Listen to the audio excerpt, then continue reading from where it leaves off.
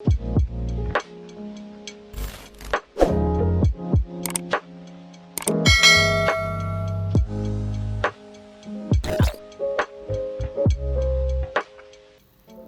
बच्चों, स्वागत है आपका आज की हमारी हिंदी की क्लास में। तो बच्चों, आज हम हमारी हिंदी की क्लास में करेंगे कक्षा 11वीं की आरोह पुस्तक। आरोह पुस्तक का हमने काव्यखंड लिया है आज, और काव्यखंड में भवानी प्रसाद मिश्र जी के द्वारा लिखी गई कविता घर की याद, उसका सरलार्थ करेंगे। मैं आपको बताना चाहूँगी, ये कविता कवि ने उस समय लिखी थी जब 1942 में भारत छोड़ो आंदोलन चल रहा था, और कवि ने उस आंदोलन में भाग लिया था, जिस कारण उन्हें जेल में बंद कर दिया गया था। उसी दौरान जेल में कवि ने ये कविता लिखी थी।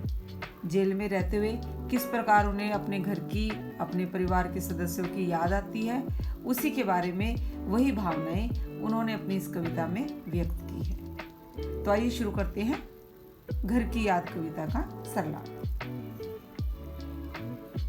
आज पानी गिर रहा है, बहुत पानी गिर रहा है, रात भर गिरता रहा है, प्राण मन घिरता रहा है। कवि कह रहे हैं कि आज बहुत अधिक बारिश हुई है और पूरी रात भर बारिश होती रही है, और इतनी बारिश में आज मेरे मन में अनेक प्रकार की यादें आई हैं। बहुत पानी गिर रहा है, घर नजर में तिर रहा है, घर की मुझसे दूर है जो, घर खुशी का पूर है जो। कवि कह रहे हैं कि आज रात बहुत अधिक बारिश हुई है, और ऐसी बारिश में मुझे अपने घर की बहुत अधिक याद आ रही है। मेरी यादों में मेरा घर का दृश्य मेरी आंखों के सामने तैर रहा है। घर की मुझसे दूर है जो, कवि कहते हैं कि वो घर जिससे मैं अब बहुत दूर हूँ, और वो मेरी सभी खुशियों का भंडार है। आज मुझे अपने उस घर की बहुत याद आ रही है। खुशी का पूर है जो, पूर माने भंडार। कवि के अनुसार मेरा घर जो मेरी खुशियों का भंडार है, आज मैं उस घर से बहुत दूर हूँ। घर में 4 भाई, मायके में बहन आई बाप के घर, हाय रे परिताप के घर।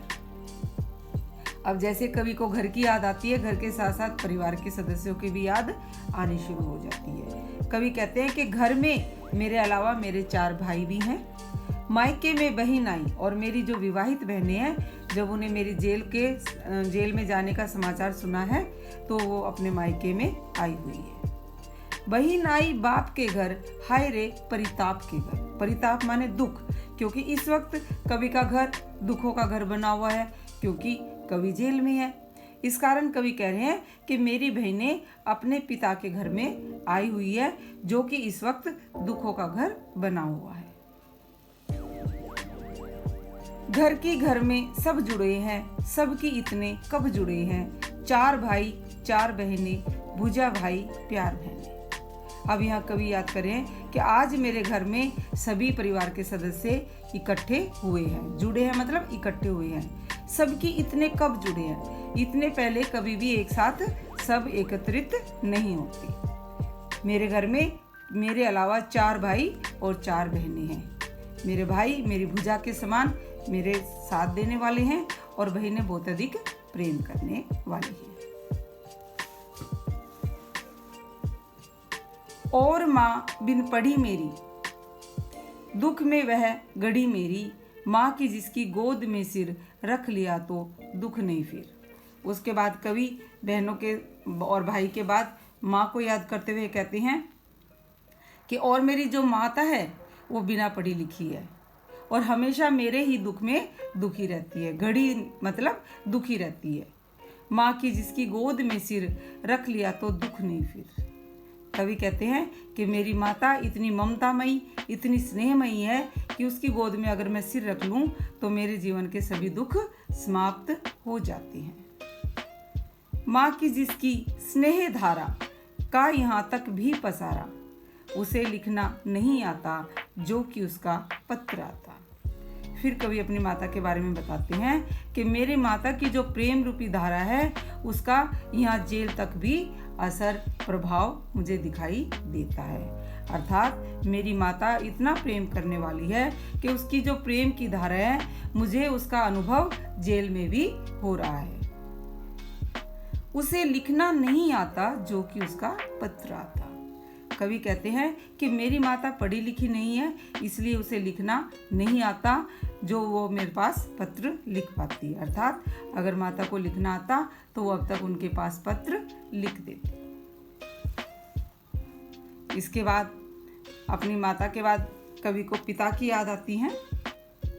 पिताजी जिनको बुढ़ापा एक क्षण भी नहीं व्यापा, जो अभी भी दौड़ जाएं, जो अभी भी खिलखिलाएं। यहाँ कवि अपने पिता के बारे में बात करते हैं कि जो मेरे पिताजी उम्र से तो हालांकि वृद्ध हो गए हैं, लेकिन एक क्षण के लिए भी उन्हें ऐसा महसूस नहीं होता कि उनकी वृद्धावस्था आ गई है। जो अभी भी दौड़ जाए, जो आज भी युवाओं की भांति दौड़ लगा सकते हैं और बालकों की भांति खिलखिलाकर हंसते हैं। मौत के आगे ना हिचके, शेर के आगे ना बिचके, बोल में बादल गरजता, काम में झंझा लरजता। अब यहाँ कवि अपने पिता की विशेषताओं के बारे में ही बता रहे हैं कि उनके पिता जिनकी आयु तो वृद्धावस्था की हो गई है, लेकिन एक पल के लिए भी उन्हें ऐसा महसूस नहीं होता कि वो वृद्ध हो गए हैं। उन्हीं के बारे में बताते हैं कि उनके पिता इतने साहसी हैं कि वो कभी भी मौत से भी नहीं घबराते, शेर के सामने भी कभी डरते नहीं, अर्थात जीवन में आने वाली किसी भी समस्या से वो नहीं घबराते। बोल में बादल गरजता, और उनके पिता का जो स्वर है वो इतना गंभीर और दृढ़ है तो ऐसा लगता है मानो उनके बोलने पर बादल गरज रहे हो। काम में झंझा लरजता, झंझा मैंने तूफान, और तूफान की गति से वो अपने कार्य करते हैं। अर्थात कवि के कहने का भाव ये है कि उनके पिता इस आयु में भी युवाओं के समान साहसी, निडर और बहादुर है। तो इसके बाद कवि आगे याद करते हैं अपने पिता की ही और विशेषताएं भी बताते हैं। तो आइए आगे करते हैं। अपने पिता को ही याद करते हुए कवि आगे कहते हैं, आज गीता पाठ करके दंड 260 करके, खूब मुकदर हिला लेकर मूठ उनकी मिला लेकर। अब कवि अपने पिता के बारे में ही बता रहे हैं कि उनके पिता किस प्रकार युवाओं की भांति कसरत करते हैं और पूजा पाठ करते हैं।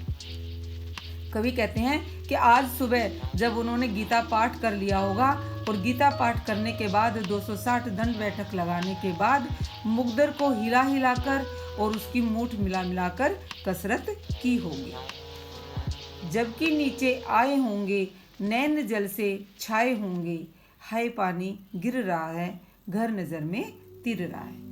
कवि कहते हैं गीता पाठ और कसरत करने के बाद जब पिताजी नीचे आए होंगे तो उनकी आंखों में अश्रुजल आ गए होंगे, हाय पानी गिर रहा है। फिर कवि कहते हैं कि आज बहुत अधिक बारिश हो रही है और ऐसी बारिश में मेरी आंखों के सामने मेरा घर तैर रहा है, अर्थात मुझे अपने घर की याद आ रही है। इसी प्रकार आगे कवि बताते हैं, अगला पद्य है, चार भाई चार बहनें, भुजा भाई प्यार बहनें, खेलते या खड़े होंगे, नजर उनको पड़े होंगे। अभी कवि ने बताया ना कि जैसे पिता कसरत करके नीचे आए होंगे तो उन्होंने देखा होगा कि घर में कवि के अलावा 4 भाई और 4 बहनें हैं, वो सारे घर में ही मिले हुए हैं, जो आपस में एक दूसरे का साथ देने वाले और एक दूसरे से प्रेम करने वाले हैं। खेलते या खड़े होंगे, नजर उनको पड़े होंगे। जब पिताजी ऊपर से नीचे आए होंगे तो मेरे अन्य भाई और जो मेरे बहनें या तो वो वहां पर खड़े होंगे या वो खेल रहे होंगे, तो पिता की नजर उन पर पड़ी होगी। पिताजी जिनको बुढ़ापा एक क्षण भी नहीं व्यापा, रो पड़े होंगे बराबर 5वें का नाम लेकर।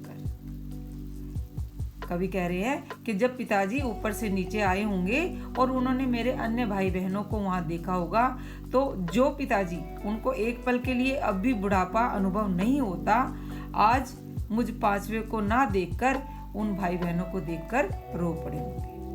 अर्थात कवि के कहने का भाव है कि उनके पिताजी जो अब भी इस उम्र में भी युवाओं की भांति काम करते हैं और उन्हें एक क्षण के लिए भी बुढ़ापा नहीं महसूस होता, आज वो मुझ 5वें बेटे को याद करके रो पड़े होंगे, क्योंकि कवि उनका 5वां बेटा है जो कि जेल में है। तो कवि पिता की भावनाओं के बारे में बताते हैं। अब कवि बताते हैं, 5वां मैं हूं अभागा, जिसे सोने पर सुहागा, पिताजी कहते रहे हैं, प्यार में बहते रहे हैं। अभी कवि बात कर रहे हैं कि पिताजी 5वें को याद करके रो रहे हैं, तो कवि बताते हैं कि उनका 5वां बेटा मैं दुर्भाग्यशाली हूँ। अभागा मतलब दुर्भाग्यशाली या भाग्यहीन, कि मैं ही वो भाग्यहीन हूँ जो उनका 5वां बेटा है, जिसे सोने पर सुहागा पिताजी कहते रहे हैं। कवि कहते हैं कि मुझे पिताजी हमेशा सोने पर सुहागा कहते हैं। सोने पर सुहागा एक मुहावरा होता है, उसका अर्थ ये होता है कि वो दूसरे को भी अच्छा बना देता है। यहाँ कवि के कहने का भाव ये है कि कवि कहना चाहते हैं कि उनके पिताजी कवि को अपने बाकी चारों बेटों से श्रेष्ठ मानते हैं। कवि हमेशा बताते हैं कि उनके पिताजी मुझे हमेशा ही सोने पर सुहागा कहते हैं और मुझे बहुत अधिक प्रेम करते हैं। दोबारा से देखते हैं, 5वां मैं हूँ अभागा, जिसे सोने पर सुहागा, पिताजी कहते रहे हैं, प्यार में बहते रहे हैं। कवि कहते हैं कि उनका वो 5वां पुत्र मैं ही भाग्यहीन हूँ, जिसे मेरे पिताजी हमेशा सोने पर सुहागे के समान कहते हैं और मेरे प्यार में मुझसे अधिक ही प्रेम करते रहे हैं। आज उनके स्वर्ण बेटे लगे होंगे उन्हें हेटे, क्योंकि मैं उन पर सुहागा बंधा बैठा हूँ अभागा। अब कवि बात करते हैं कि जब कवि जेल में हैं और उनके चारों बेटे जिनको वो सोने के समान मानते हैं, उनके बारे में कहते हैं कि आज उनके स्वर्ण बेटे, कि मेरे अलावा जो मेरे 4 भाई जिनको वो सोने के समान मानते हैं, आज उन्हें मेरे बिना तुच्छ लग रहे होंगे। हेटे माने तुच्छ, क्योंकि मैं 5वां जो उन पर सुहागा कहलाता था, आज इस जेल में बंधा बैठा हूँ।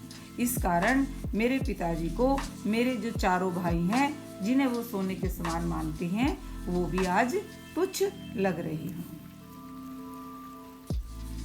और माँ ने कहा होगा दुख कितना बहा होगा, आंख में किस लिए पानी, वहाँ अच्छा है भवानी। जब पिता की स्थिति माँ ने देखी होगी कि पिता की आंखों में आंसू है और वो 5वें बेटे को याद करके रो रही है, तो ऐसे में कवि कहते हैं कि पिता को इस तरह देखकर माँ कहती है कि और माँ ने कहा होगा दुख कितना बहा होगा, आँख में किस लिए पानी, वहाँ अच्छा है भवानी। जब माँ ने देखा होगा कि पिता मुझे याद करके रो रहे हैं, तो मेरी माँ ने अपने दुख को मन में रोकते हुए पिता को समझाया होगा कि आप अपनी आंखों में पानी किस लिए लेकर आते हो, अर्थात आप क्यों रो रहे हो, वहाँ पर भवानी अच्छा होगा, उसकी आप चिंता मत करो। वह तुम्हारा मन समझकर और अपनापन समझकर गया है, सो ठीक ही है, यह तुम्हारी लीक ही है। आगे माँ पिता को समझाते हुए कह रही है, वह यानी कि कवि के बारे में बात हो रही है कि अगर भवानी जेल में गया है तो वह आपके मन की भावनाओं को समझकर ही जेल में गया है। अर्थात कवि के जो पिता है उनके मन में भी देशभक्ति की भावना कूट कूट कर भरी हुई है और अपनापन समझकर और अपना कर्तव्य उसे मानते हुए वो जेल में गया है सो ठीक ही है, यह तुम्हारी लीक ही है। अब माता कहती है अगर भवानी जेल में गया है तो वो उसने ठीक ही किया है, क्योंकि ये देश के प्रति जो भक्ति भावना है ये आपकी परंपरा ही तो है जिसे वह निभा रहा है। लीक माने परंपरा, रीति। तो कवि की माँ पिता को समझाते हुए कहती है कि अगर वह जेल में गया है तो वह आपकी भावनाओं का सम्मान करते हुए और देश के प्रति अपना कर्तव्य समझकर जेल में गया है, तो वो अपने परिवार की परंपरा को ही निभा रहा है।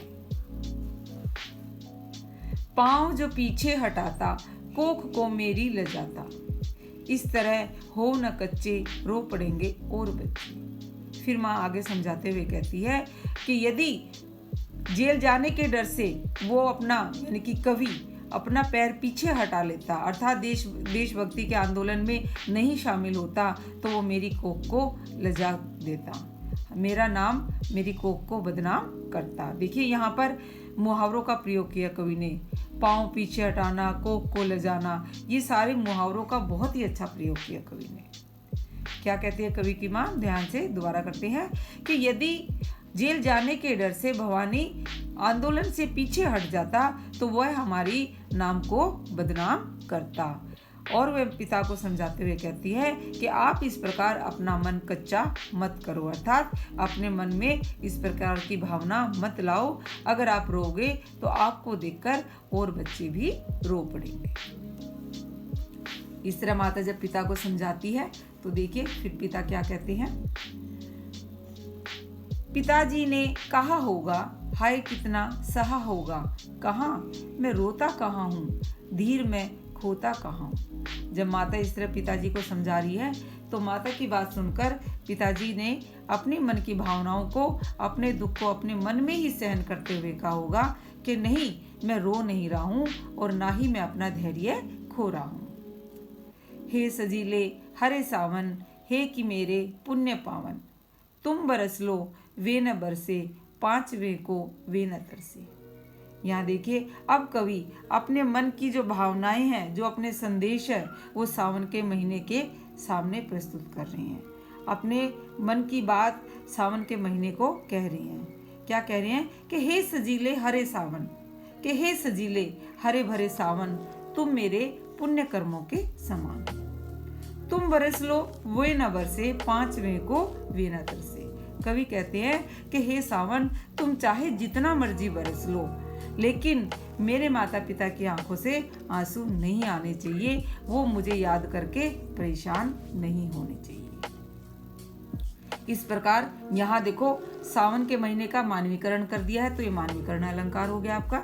यहाँ कवि अब सावन के महीने को अपने माता पिता के पास संदेश देने के लिए कहते हैं। क्या कह रहे हैं, मैं मजे में हूँ सही है, घर नहीं हूँ बस यही है, किंतु यह बस बड़ा बस है, इसी बस से सब विरस है। कवि सावन के महीने को कहते हैं कि ये सावन के महीने तुम मेरे माता पिता को जाकर संदेश दो कि मैं यहाँ जेल में बिल्कुल मजे में हूँ, मुझे किसी प्रकार की कोई परेशानी नहीं है, घर नहीं हूँ बस यही है, कि बस एक यही कमी है कि मैं घर पर नहीं हूँ, वैसे मुझे और भी कोई यहाँ परेशानी नहीं है, किंतु यह बस बड़ा बस है, इसी बस से सब विरस है। फिर कवि कहते हैं लेकिन जो ये बस है, कहते ना बस एक ही कमी है कि ये बस बहुत ही बड़ा बेबसी का है, इस बस से सारा कुछ विरस मैंने विरक्त लगता है, स्वादहीन लगता है, सारा जीवन नीरस लगता है, क्योंकि जेल में है और उनके ऊपर कोई भी उनका अपना वो नहीं है। जेल में अंग्रेज सरकार उनके साथ कैसा व्यवहार करती है, तो उनका जीवन बड़ा ही वीरान और सूना है।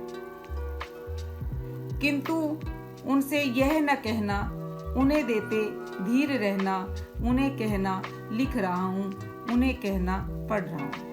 फिर कवि सावन के महीने को कहते हैं कि हे सावन के महीने, तुम इस बात का ध्यान रखना कि उनको ये सब मत कह देना कि मैं यहाँ पर बड़ा बेबस और लाचार हूँ। उन्हें देते धीर रहना और तुम मेरे माता पिता को धैर्य ये सांत्वना बनाते रहना। उन्हें कहना कि मैं जेल में भी पढ़ाई लिखाई कर रहा हूँ, उन्हें कहना लिख रहा हूँ, उन्हें कहना पढ़ रहा हूँ। अर्थात कवि कहते हैं कि तुम मेरे माता पिता को संदेश देना कि मैं जेल में भी अपनी कविताएं लिख रहा हूँ और अपना कार्य कर रहा हूँ। काम करता हूँ कि कहना, नाम करता हूँ कि कहना, चाहते हैं लोग कहना, मत करो कुछ शोक कहना। अब कवि सावन के महीने को कहता है कि हे सावन के महीने, तुम मेरे माता पिता के पास जाओ और उनको कहना कि मैं यहाँ जेल में भी बहुत काम कर रहा हूँ। नाम करता हूँ कि कहना, और अपना काम करके आपका और अपने माता पिता का नाम रोशन कर रहा हूँ। चाहते हैं लोग कहना, कवि कहते हैं तुम उनको ये जाकर बताना कि यहाँ पर सभी लोग मुझे बहुत चाहते हैं, बहुत स्नेह करते हैं। मत करो कुछ शोक कहना। और आप मेरे माता पिता को समझाना कि आप किसी प्रकार की चिंता मत करो, मैं यहाँ पर बहुत मजे में हूँ। इस प्रकार कवि अपना संदेश सावन के महीने से कह रहे हैं कि माता पिता तक पहुंचाए। आगे देखिए क्या कहते हैं। और कहना मस्त हूं मैं, कातने में व्यस्त हूं मैं, वजन 70 सेर मेरा और भोजन ढेर मेरा। यहाँ कवि सावन के महीने को कहते हैं कि हे सावन के महीने, तुम मेरे माता पिता के पास जाकर कहना यहाँ मैं जेल में बिल्कुल मस्त हूँ और गांधी जी के कहे अनुसार यहाँ पर चरखा कातने में भी व्यस्त हूँ। कातने में व्यस्त हूँ, ये कातना चरखा कातना, सूत कातना, चरखा चलाते हुए, तो ये गांधी जी का ही आह्वान था। वजन 70 सेर मेरा और भोजन ढेर मेरा। कवि कहते हैं कि हे सावन के महीने, तुम मेरे माता पिता को जाकर बताना कि यहाँ मैं ढेर सारा भोजन करता हूँ और मेरा वजन भी बढ़कर 70 सेर हो गया। सेर माने किलो, किलो का ही ये एक माप है कि मेरा वजन बढ़कर 70 किलो हो गया है। कूदता हूँ खेलता हूँ, दुख डट कर ठेलता हूँ, और कहना मस्त हूँ मैं, यूं न कहना अस्त हूँ मैं। कवि कहते हैं कि तुम मेरे माता पिता को कहना कि मैं यहाँ जेल में भी खूब खेलता कूदता हूँ और जो भी दुख जो भी समस्याएं आती हैं उनका डटकर सामना करता हूँ। ठेलता हूँ मतलब सामना करता हूँ। कवि कहते हैं कि तुम मेरे माता पिता से ये कहना कि मैं यहाँ जेल में मस्त हूँ, किसी प्रकार की चिंता ना कहे। यूं न कहना अस्त हूँ मैं। और अंत में कवि ये भी कह गए हैं कि हे सावन के महीने, तुम ये मत कह देना कि यहाँ पर आकर मैं बिल्कुल अस्त हो गया हूँ, अर्थात बिल्कुल डूब गया हूँ, परेशान हो गया हूँ। वास्तव में तो कवि परेशान थे ना, लेकिन वो सावन के महीने को संदेश देने के लिए कह रहे हैं कि वो जाकर माता पिता को बताए कि वो परेशान नहीं है, लेकिन वास्तव में तो वो दुखी थे वहां पर। आगे क्या कहते हैं। हाय रे ऐसा न कहना है कि जो वैसा न कहना, कहना देना जागता हूँ, आदमी से भागता हूँ। अब सच्चाई आ गई कवि की। कवि कहता है कि हे सावन के महीने, तुम ऐसा कुछ भी मत कह देना जैसा कि यहाँ पर देख रहे हो। तुम उनको ये मत बता देना कि मैं रात भर जागता रहता हूँ, मुझे नींद नहीं आती है और आदमी से भागता हूँ, अर्थात मैं किसी से मिलता जुलता भी नहीं हूँ, एकांत में ही मौन रहता हूँ। कह न देना मौन हूँ मैं, खुद न समझूं कौन हूँ मैं, देखना कुछ बक न देना, उन्हें कोई शक न देना। अब अंतिम पंक्तियों में कवि कहते हैं कि सावन के महीने तुम जाकर ये मेरे माता पिता के सामने ऐसा कुछ मत कह देना कि मैं बिल्कुल मौन हो गया हूँ, शांत हो गया हूँ, किसी से कोई किसी तरह की बातचीत नहीं करता हूँ और मुझे खुद ही ये समझ में नहीं आ रहा कि मुझे क्या करना चाहिए और मैं क्या आगे करूँ। देखना कुछ बक ना देना, बक ना देना मतलब सच्चाई मत बता देना। कवि सावन के महीने को कहते हैं कि हे सावन के महीने, इस बात का ध्यान रखना कि तुम मेरे माता पिता के सामने कोई सच्चाई ना बता दो जिससे उन्हें शक हो जाए कि मैं यहाँ जेल में बहुत परेशान हूँ। हे सजीले हरे सावन, हे कि मेरे पुण्य पावन, तुम बरस लो वे न बरसे, 5 मई को वे न तरसे। और ये अंतिम पद्य कवि फिर से वही सजीले सावन को कहती हैं कि हे सावन के महीने, तुम मेरे पुण्य कर्मों के समान हो, तुम जितना मर्जी बरस लो, लेकिन इस बात का ध्यान रखो कि मेरी माता पिता की आंखों से कोई आंसू ना आए और वो मुझे याद कर कर परेशान ना हो। तो इस प्रकार हमारी ये कविता घर की याद पूरी हो गई है। बहुत ही आसान भाषा में, सरल और सहज भाषा में प्रभामयी मुहावरों का प्रयोग किया है। अनुप्रास अलंकार आ रहा है इसमें, जहाँ सावन के महीने से बात कर रहे हैं वहाँ मानवीकरण अलंकार आ रहा है। तो इस प्रकार ये कविता आपको अच्छे से समझ में आ गई होगी। अगर अच्छे से समझ में आ गई है तो कृपया इसको अच्छे से आप तैयार कीजिए। धन्यवाद।